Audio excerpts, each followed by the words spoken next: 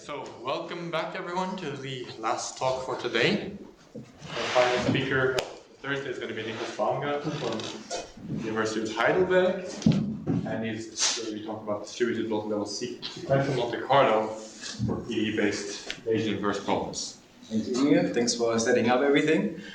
So this is a work in progress talk. I thought I'd take the opportunity and put myself here and expose myself here with these ideas, and hopefully afterwards, after this talk, they are a bit more robust. So feel free to recommend me any sources, poke in holes, whatever you like. I want to acknowledge a few people. So David, you know David already. Robert Kutri, PhD student by Robert Teifel, you know this guy as well. Christian Wieners, my former PhD supervisor, and then Sebastian Krumscheid. So the work is obviously based on previous work. So and I did this previous work with them. And then I also want to acknowledge these three people here. So Daniel David used to be a master's student 2 years ago. And I think he did actually a great job in his thesis. I really have to stretch that, even though the thesis found a rushed end. I can say that, I guess. And then, luckily, I found a new student working on that. I have not worked much on this project, so everything is based on what I figured out with them together. And then, luckily, you have heard a talk by Joseph just 2 days ago. And he is our expert in the group on sequential Monte Carlo. So I had the opportunity to talk with him about these ideas a lot. So this is basically the collaborators in this project. Okay, I apologize for these slides. I'm going to switch to another PDF viewer soonish, but I'm going to show a video on this slide, so that's why I'm still here. Okay, Bayesian inference problem or Bayesian inverse problems. We have heard on Tuesday and also in winter school quite some stuff on that. I just want to fix notation, recall the problem. So we have some noisy observation. This is this bold D, that's the data. To compare this with Joseph's talks, I think he called it Y. It's also, I guess, more common to call it Y. The reason why I chose this notation is because everything is strongly related to what David did, and everything is also in implementation strongly related to what David was showing you yesterday. So I kind of took this notation. Okay, so anyhow, this data is basically noisy data. We have this Gaussian noise added on these observations, and these observations are basically this state solution of this PDE. So this control Z was yesterday the control, so there we were searching for the optimal control. Now we're searching for something different. We're searching for the parameter or how the PDE is parameterized. Yeah? So we search for this guy here. And I keep this generic on purpose, and I also want to give another note here on the notation, which is the G. I know is usually in Bayesian inverse problems the parameter to solution map. Here it's sort of the PDE, which is capturing the parameter and is therefore parameterized by the data. Okay, so give this typical application, which is electrical impedance tomography. So you have a patient, and then you have some electrodes on that patient, and I'm not even sure if you send in current or if you apply voltage, but you apply one and observe the other, and then you try to infer on what's going on in the patient's body. This is the standard motivation for inverse problems, but of course inverse problems you can, from medical applications to military applications, you find them everywhere. And then this is obviously going to be a Bayesian talk, so we're going to set ourselves in this Bayesian setting. So we have some prior assumptions on how this data is distributed. We take into account for this PDE. And we're going to assume some measure on that. And then obviously now the brute force way would just take many guesses on Y, sample from this prior, and then maybe I get lucky and I found the perfect parameterization for the PDE. That's obviously not the best way to do, but we certainly need something to evaluate our guesses, and this is the log likelihood. So we just bring this guy on the other side, and you know that this is following a Gaussian distribution. Take the logarithm, and then this is why this phi here is relevant. Okay, so this is our measurement tool, so to say, to evaluate our guesses for y. To make this a bit more concrete, maybe what's a y? So we can make a wild guess here and say, okay, this is our prior. The patient is kind of cubic shaped, and we try to infer on what's going on in him. And I'm not sure if this is good prior, but it's not relevant, I guess. So I'm not going to use this on any patients. And then obviously this electrical impedance tomography follows our favorite fruit fly PDE, so log normal coefficients, and then we search for the state here, and then with sufficient boundary conditions. So this would be our model problem. To spice things at least a little bit up, we have seen some hyperbolic problems this morning, so I also want to show you this as a model problem. So we have this wave, which is kind of excited here at this point, and then it propagates through this media, and this media is log normally distributed, so it's basically this guy up here, applied with this exponential. And then you can here, I think this can nicely motivate Bayesian inference problems, because you see these red points, or these red areas here are the high density areas in the material, and this is the pressure component of the wave. So the wave propagates through this material, and then it kind of sees these high density areas, and you see this wave where the high density is, there it slows down, and there it builds up the pressure. So if I would observe this wave, I can see, at least by eyeball norm, where the high density areas are in the material. So we're not going to get there. We're going to solve this problem later on with forward UQ. For inverse problems, not sure if we're going to get there soon, but maybe I'm working on it. Okay, let's make it a wish list. So what would we like to have? We would like to have, let's actually switch on this one. What would we like to have? What kind of algorithm would we like to have? So I'm not really a fan of, I shouldn't say it like that, but I try to avoid a priori assumptions and make a lot of proofs on that. I prefer to have an adaptive algorithm which kind of builds on discovers the irregularity of the solution, so to say, and then hopefully this becomes some model agnostic algorithm. Let's see if we can do that. Then the main topic of this talk is going to be parallelization and scalability, so I'm going to talk a lot about that. And then high dimensional setting, this is a high dimensional parameter, not sure if we get there. Ideally, this is a multi-level workshop, we can even find an algorithm which follows multi-level complexity. And then, error control, so if you look at this wave, many errors, time stepping, finite element, and so on, can we control all of these errors? And then lastly, you have seen this yesterday as well, I really like to have some upper bounds with things which are actually really the bounds. It's CPU time, it's memory, it's how much data do I have, and what's the noise. The noise level, how much noise is on that, and maybe we can construct something where we can actually secure these upper and lower bounds. Okay. So now I'm going to give you a lengthy literature review, and this is also supposed to be somewhat the outline. So this is what we had, and then we're going to need something where we can sample from, so some prior sampling algorithm. I want to highlight this nice method by Robert and Robert. They had this DNA sampling, which actually was used to sample this cube. We're going to use finite elements. I'm not going to talk much about that, but obviously to solve this model, we're going to use finite elements, and then we're going to place ourselves in the Bayesian approach. So I'm not going to talk about anything here, but I'm going to talk about stuff here.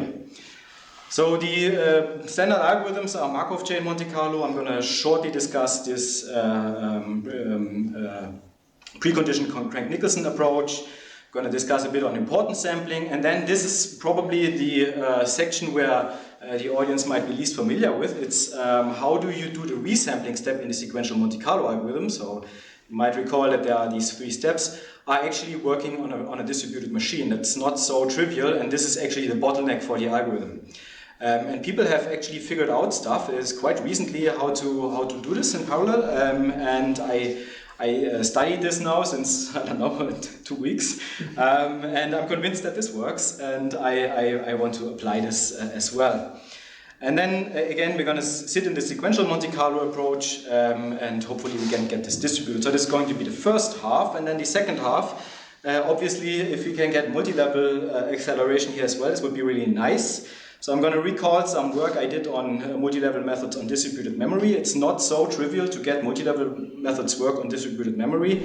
I've spent probably too much time on implementing these kind of things, but now they work very nicely. You have seen some stuff yesterday. And then obviously there are also many multi-level ideas for Bayesian inference problem.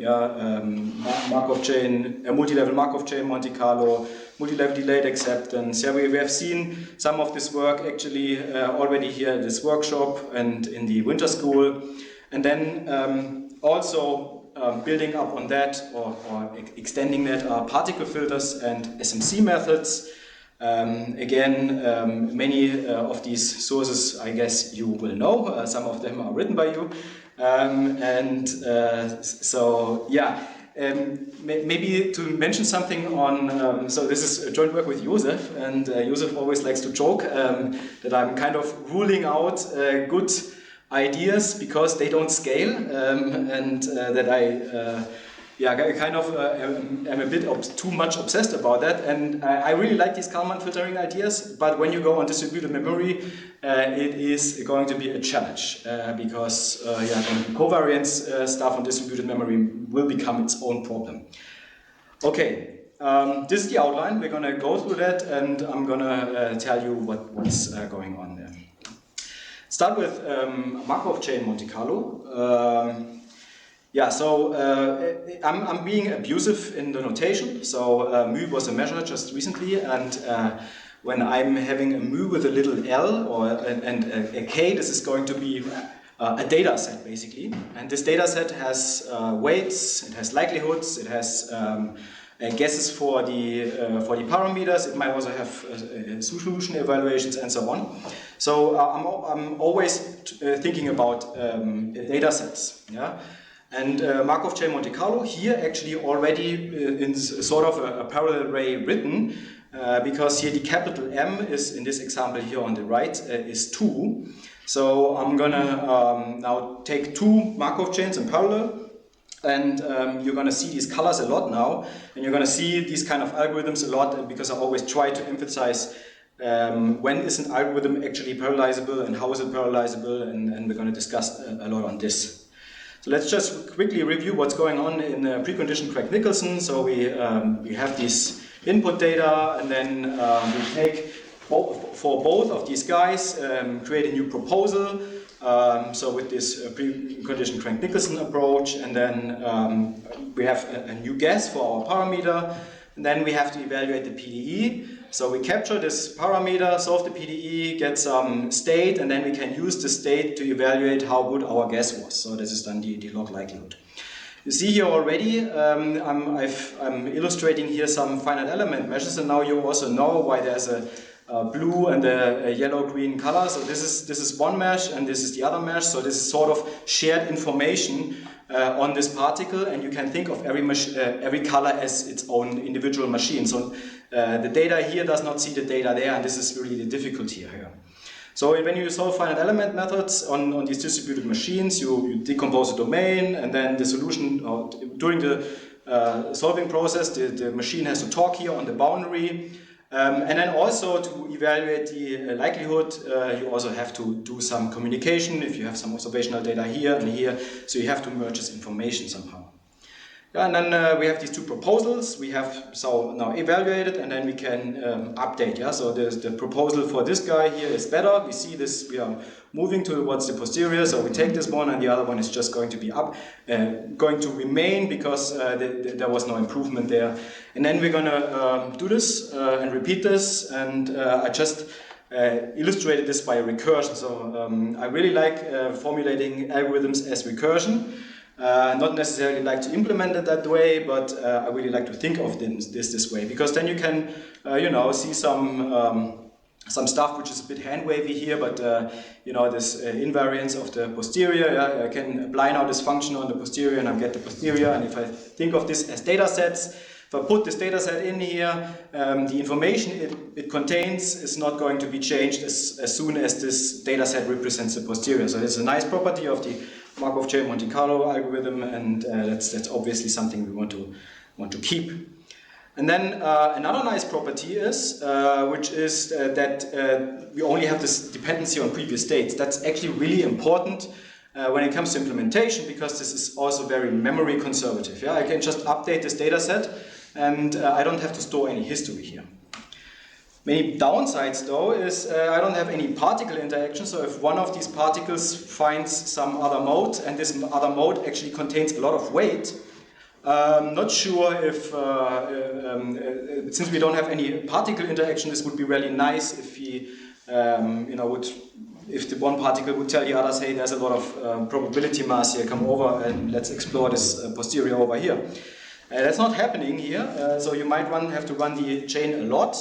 It's an unclear choice to me, at least, since I'm very, very unexperienced, how to choose the step size, how to choose the burn-in, what would be the optimal number of parallel chains, what kind of finite element level you have to choose. So you have to explore a lot here, and then there's a lot of tuning involved. And then also you might run into long autocorrelation times and small acceptance probabilities. As an alternative to Markov chain Monte Carlo, something which is very nicely parallelizable is importance sampling. So the idea is very simple. We want to compute, for example, the posterior mean of the parameter, and now we just do this little trick. We insert here this Randon-Nikodym derivative, and then we approximate this with this importance sampling here.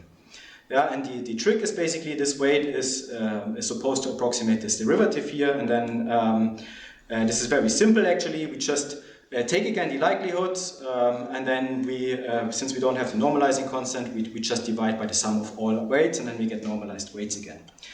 To illustrate this, this is very nicely to distribute. We can now place all the particles on different machines, and they can be completely independent. They can be completely independent solved. There is one issue though, which is only a few of these particles will actually contribute to the weight, and that's something Josef already mentioned. So these are the downsides. We might run into the issue that these weights get very degenerated, especially for high dimensions, and then this means that we have a high variance in these weights, and this is very inefficient if the posterior and the prior differ significantly. This idea, I stole this idea basically from Josef's talk to make this nice illustration with the intermediate measure. So the idea is to improve on this, especially on this difference between the prior and the posterior. We now construct a sequence of these measures, and the idea is to increase an inverse temperature, which is sort of a thing you have to wrap your head around, to increase something inverse, but the idea is basically we just weight how much the likelihood is going to be considered. And then if we use, we only do updates from this to this measure, and then so we do this resampling step, and then this is quite helpful. To just quickly run through that, so you can now also only update these weights if you use these intermediate measures. And then something I want to emphasize, because again this is a distributed talk, so to say, what's the complexity actually of doing this? So if we now want to compute these weights, there is some communication going on. We have to sum over all the weights, so we can sum locally. That's m over calligraphic p. The calligraphic p is the set of all machines or processing units. So this is this local sum, and then you always have this logarithmic term with respect to the an amount of processes, and the basic idea is, well, we merge the light blue and the blue first, and then we also, at the same time, we merge the green and the yellow, and then we merge both of these groups. So you always have these binary trees, which is basically adding to this sum. Yeah. One thing which is even worse, if you do it like this on a parallel machine, this weight degeneracy now gets even worse, because, well, now one machine basically carries all the weight, or literally carries all the weight, while all the other machines basically do nothing. They only produce heat. That's really an issue. It's like driving a V8 car with a lot of horsepower, but most of the energy is just heat. Okay, so it's also unclear how to choose these temperatures, and I hope I can convince you at the end that there's a nice trick for that. Haven't tried it out though, but let's see. And then again, this is what I just mentioned. Okay, so how do we do this resampling? Yeah, this is what I was just mentioning, and this is actually the bottleneck for sequential Monte Carlo, especially when you do it in parallel. And also for the multi-level stuff, I feel like this resampling is not so trivial. Okay, what's the idea? We now focus on basically the important regions and renaturalize the weights. So we basically want all the weights to be 1 over m again, and that at least the expected value is the same, so we have to adjust the particles or the location of the particles. We shouldn't do this all the time because, again, it might be expensive, and a very important indicator for that is the effective sample size. We basically sum up the squared weights of the importance weights, and then we see, okay, this is 1 if one weight contains all the weight and all the other weights are 0, then this guy is just 1, and otherwise it is m if we have 1 over m. So if this guy gets too small, we have to resample because then one machine is doing all the work. Yeah, let's quickly look at this. So we have these functions. We have this function guard here. So as soon as the essential sample size gets too large, we have to resample. Too small, then we have to resample, and otherwise we can just return. So there are many different ways, and there's actually a nice review article on different resampling algorithms. So I'm going to choose the very simplest one because this is what I found in these parallelization papers on sequential Monte Carlo. They used systematic resampling, which is probably the simplest one. And since I already have to deal with distributed memory, I'm going to stick to the simplest algorithm, at least for the beginning. How does it work? We basically build this cumulative probability distribution. We sum up all the weights, scale it with m, and then we have this. Yeah, so this is weight 1 then this is weight 1 plus weight 2, this is weight 1 plus weight 2 plus weight 3, and so on. And you can here see already by the size of the interval these particles cover, this is how much weight this machine is going to contain. And this is what we try to renormalize in some sense. So how does it work in exactly? Now we can compute these replication numbers. So we basically look at this interval here with some random offset, and then we count the number of integers, and this number of integers is going to be our replication number. And then we can go through all the particles and then start copying this particle as soon as we have at least one replication number. Some properties of that, very obvious, it has to be between 0 and m, and also all replication numbers have to sum up to m. So let's look at this in parallel, and this is kind of capturing the idea they were doing in these parallel algorithms. So obviously, and if you are not experienced with any parallelization tricks, it's not that hard actually. It's very simple. It's always 2 tricks, or basically these 2 tricks are like covering 80% of all parallelization algorithms. It's do as much local as possible and merge stuff in sort of tree-like data structures. So this is like covering a huge amount of parallelization ideas. So what's the idea here? We to do local resampling as much as possible. So we see here, we do the local resampling on the yellow machine. We see this guy has 0 replication number. You can basically judge by the size of this interval. So 0, 1, 2, 3. So if we would do some local resampling, we might want to copy this guy into this guy. And here in the dark blue, we might want to copy this guy into this guy. Yeah, so this is done locally. And then we see, okay, there's some mismatch between the machines, so we want to go through some binary trees and now start exchanging data first more on at least a little bit more global, but only with your neighbors. So now we're going to send this guy to the green machine and then replicate on the green machine. So we're going to continue with resampling. So the algorithms I found on that, they also do some nice sorting tricks here. because you have to be a bit careful that you just want to do some sorting in between, that these matches actually work out, but this is basically the idea. Major downsides though, we lose a lot of diversity among our samples. We copy that, that's an issue. Josef was talking about this as well. Then again, to me it's not really clear yet what to take. I took systematic resampling because it's the most simple one. And then this is actually the really the big downside, is that this replication of these particles, it's not just communicating one single number, it's communicating loads and loads of data. Yeah? It's, if this particle is high dimensional, or if we even communicate complete state solutions, yeah? We have to send a lot of data over the network, and that's why we want to limit this as much as possible. Okay, so these are these 3 steps. Now let's collect them all together into this distributed sequential Monte Carlo algorithm, and you have seen this already in Josef's talk. So I just briefly go over it. We do some prior sampling from whatever KL expansions, SPD sampling, I don't know. Evaluate the state to get some likelihoods, and then we have this data set, and then we start the SMC algorithm with this data set. And then we have these 3 steps basically we now keep on using together. The first step is to resample, which is not the case if we just started the algorithm because everything is 1 over m. To renaturalize the weights, the second step is to decouple the particles, because now we have these copies of these different particles, so we want to distribute them again. That's what we use MCMC for. And then the last step is the important sampling to get a nice representation of the intermediate measure. And then do it again. And we keep on repeating this, so in the end it's just always an update of this data set. And then from step to step to step, we hopefully update this data set more and more in such a way that it represents the posterior.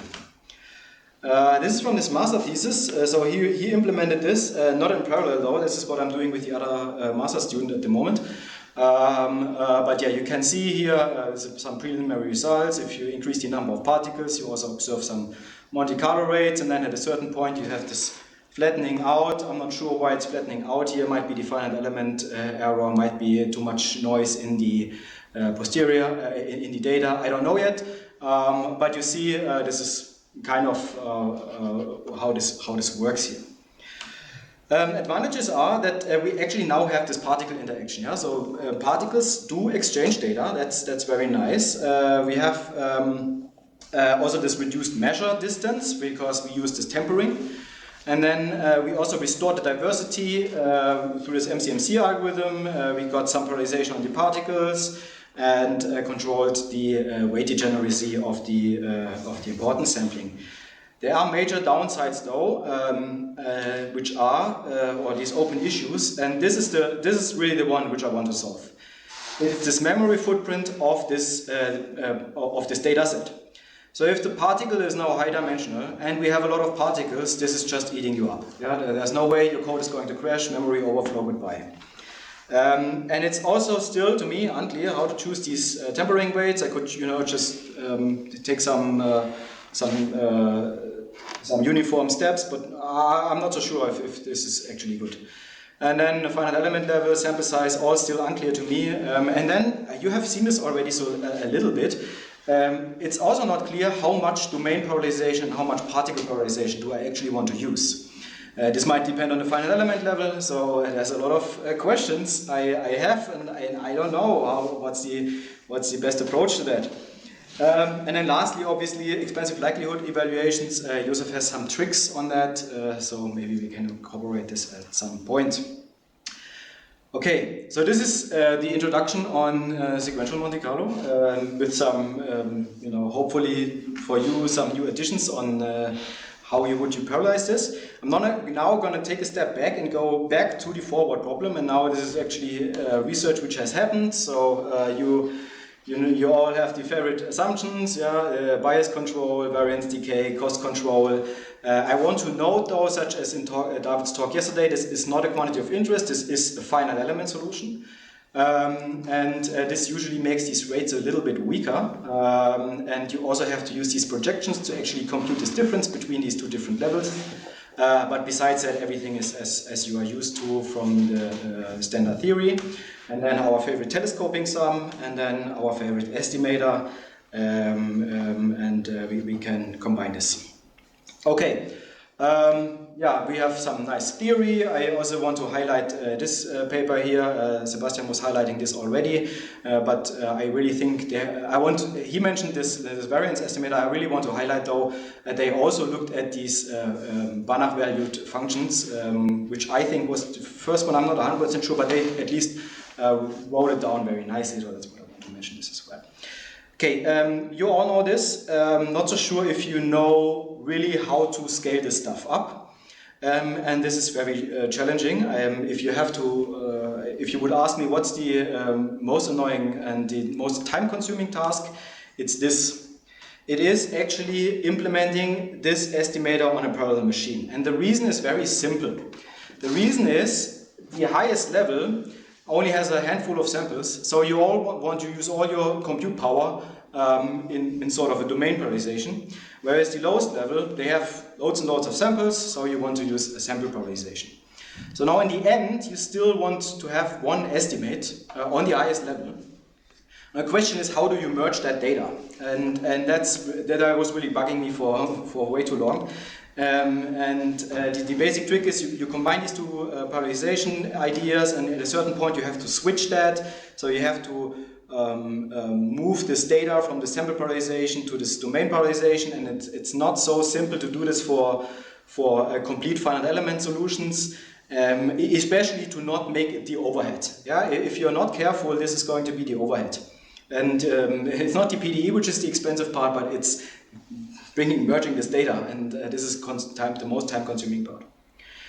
Okay, and then another thing I did was this budgeted multilevel Monte Carlo stuff. So you have already heard many people have explored similar ideas. So I'm very rigorous here. I impose as a budget CPU times time. Yeah, so this is basically motivated by the fact that you book time on a cluster, and this is all you get, and this is your budget, and then also every computer has limited memory, so these are these two constraints. Then we come to this knapsack problem. David was showing this already yesterday. So now we try to minimize this mean squared error under this computational constraint that the cost does not exceed the CPU time and that the memory footprint does not exceed whatever the machine is able to deliver. This is the algorithmic idea. You saw yesterday a bit more details on it. I'm going to discuss this more on a high level. So we're going to start with an initial guess. So which is basically, so this is the input is this part here and the discretization is this part. So we start with an initial guess, and then from that guess we say, okay, now we have a new error target. And with this new error target, we find the optimal sample size, and then start distributing all this computational stuff, and then we get this new error estimate. Again, we try to reach a new error target, and then we're gonna update by distributing all this work and so on. So it's sort of a dynamic programming algorithm where each problem gets harder and harder and harder. And the problem hardness, so to say, is basically the size of this box. The smaller the box, the harder the problem, and you solve the next harder problem by using basically results from the previous computation. So this is the idea. And in the meantime, we're going to track all the cost, and then at a certain point we reach one of these limits, and then the algorithm has to stop because we don't have anything left to compute. Yeah, so this is the weak scaling result of the acoustic wave you were seeing at the beginning. So it's a hyperbolic PDE with log normal fields. And then now we use 128 CPUs. You were seeing something similar yesterday. We scale it up, put more and more compute in it. We see more and more compute actually helps. We take more and more samples, and we also take an additional level. And then if you look at the mean squared error, so we see nicely, okay, more compute actually helps. The nice thing about this approach here is I can translate this now in money or in energy, because CPU hours basically translate to energy or money. So maybe I'm a bit too precise here, so I wouldn't say the blue curve costs €19.92, but round about 20 euros. The orange curve costs around about 80 euros and the green curve costs around about 320 euros. And I know that because the HPC cluster is providing me these numbers and now I just can compute this. That's very simple. One thing you have noted yesterday already is the distance between these two lines. So this distance here is larger than this distance here. So this was kind of, I knew this is kind of polarization inefficiencies, but can we actually see this also in theory? And the answer is yes, it's actually very simple. You just invert the complexity theorem from the previous slide, while you invert that, you identify the cost in two parts, one being the parallelizable cost and one being the non-parallelizable cost. Which is basically following the ideas of Gustav's law, and then you end up with this right-hand side. And this right-hand side is actually very helpful because this tells me if I now scale up this p, this guy here gets smaller and smaller and smaller, and at a certain point this guy gets in the ballpark of that guy, and then there is no additional gain if I put more compute in it. The lambda is basically how well is it implemented, how much can you actually leverage of that parallel machine, and the delta is basically the inverted rate of the complexity theorem. The left-hand side is also rather nice because now you can see, so you basically count this calligraphic key is the amount of finite element cells. So you basically count how many finite element cells do I need to reach a certain bias. That's why the minus alpha shows up here, and this is basically your lower limit, assuming you don't have a trivial solution which you can express in your finite element space. But it makes sense, you have to put more and more nodal points into it, so at a certain point you're just limited by memory. Okay, yeah. Let's see if we can actually employ these ideas for now the inverse problem. So now it's getting very, very half-baked. Nevertheless, people have tried this out already, so I'm convinced this somehow works. The question is, can we get this into an algorithm which actually is also scalable? So we take our favorite telescoping sum, and now we want to express the posterior mean of the parameter. So we express this via this guy here, so on level 0, and here we also see the k, so we look at the intermediate measure at step k. One thing which is annoying is that these two expectations are computed with respect to different measures, and this one is computed with respect to L-1, and this one is computed with respect to L, so we cannot just swallow the y here into the same expectation, and this is a bit annoying, I would say. If we now construct the multi-level estimator on that, this is how we would do it. We set the importance sampling estimator of -1 to 0, and then we just again do our favorite telescoping sum and replace each of these expectations with its own importance sampling estimator. To give you an idea on how I think this might look like, so this is again the cumulative density function in some sense. So I've taken the weights from the slide previously, so summing up all these weights gives you the CDF, and I've tried to separate this out in all the different levels. So on level 0, this is very nice, so you have a nice distribution of all the different particles on all the different machines, no problem there. On level 1, then we have to look at this difference. So I try to illustrate this by having these larger particles here, and this is hopefully coupled to the one on a particle on level 0.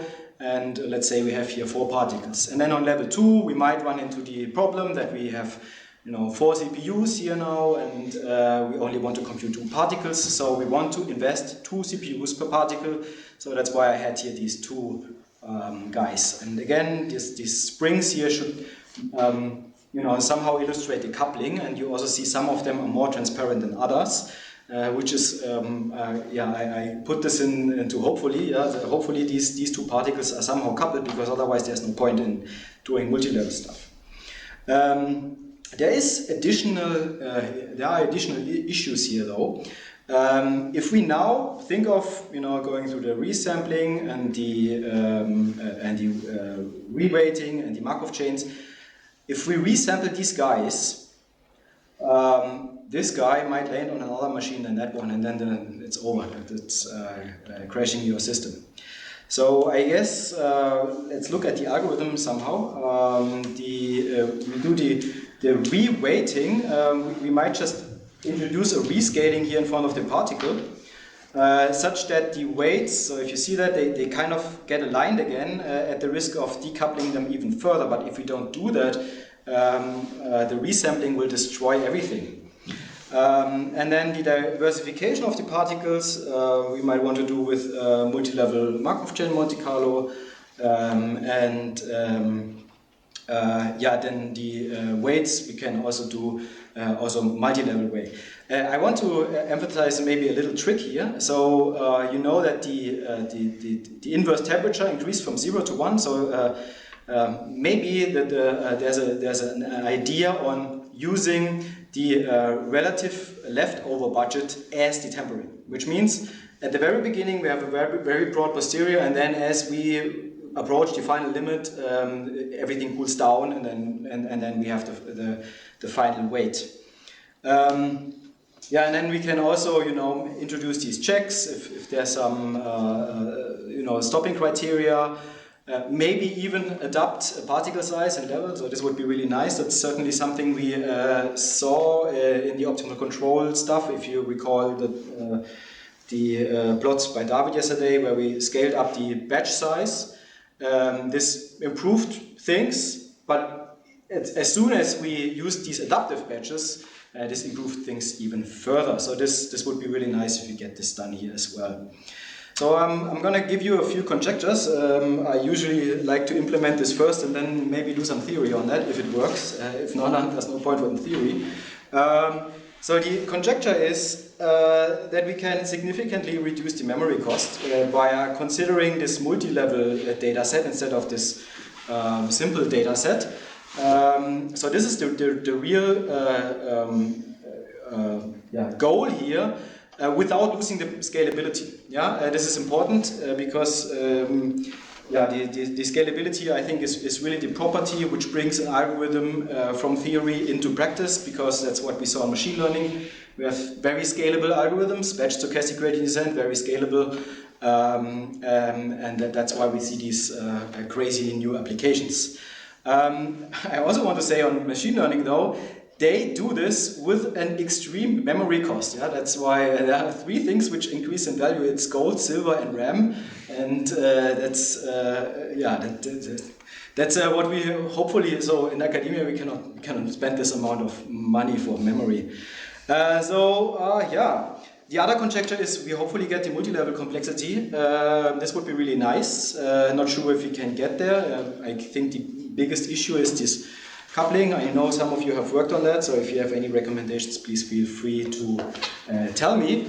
I also want to note that as soon as you have complexity, maybe that's a more general remark, as soon as you have complexity results, you get this budget stuff actually for free. You just invert the complexity theorem and combine this with Gustafson's law, and you've done it.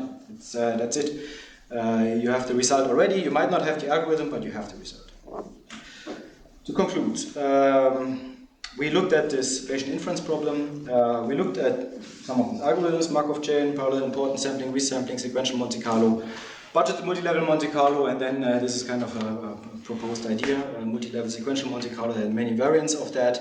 I really want to aim for this multi-level complexity to get this nice variance reduction and so on.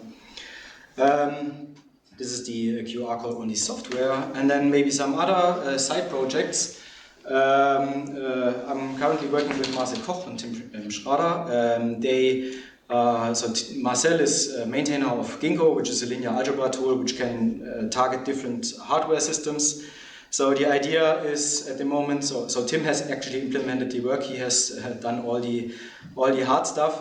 So basically translating this data structure we have seen now with different samples, different domain parallelizations and so on, and move this stuff onto multiple GPUs to hopefully speed up this thing. These things at the moment we see a speed up of roughly a factor of 2. I think there's still more to be gained if you go on GPUs. However, maybe to give you this remark, if we now take as the right-hand side not the CPU, but the energy, and now we also use GPUs, I'm not so sure if this is actually paying off. If you have the energy budget, and the GPU usually use way more energy. So that's kind of what we want to investigate. Does this actually pay off to go on GPUs? At least speaking in terms of energy. And then another project is together with Xing Hui. So this is kind of a beam of metal alloys, and then we put load on that beam. And this is usually a polycrystalline material, and then they have these little dislocations here, so it's kind of a multi-scale problem. They have these little dislocations, and they start to move as soon as you put load on that.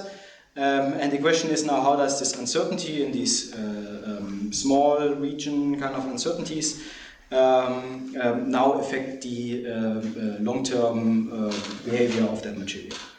Okay, with that, I leave you 15 minutes to give me questions and suggestions. Thanks.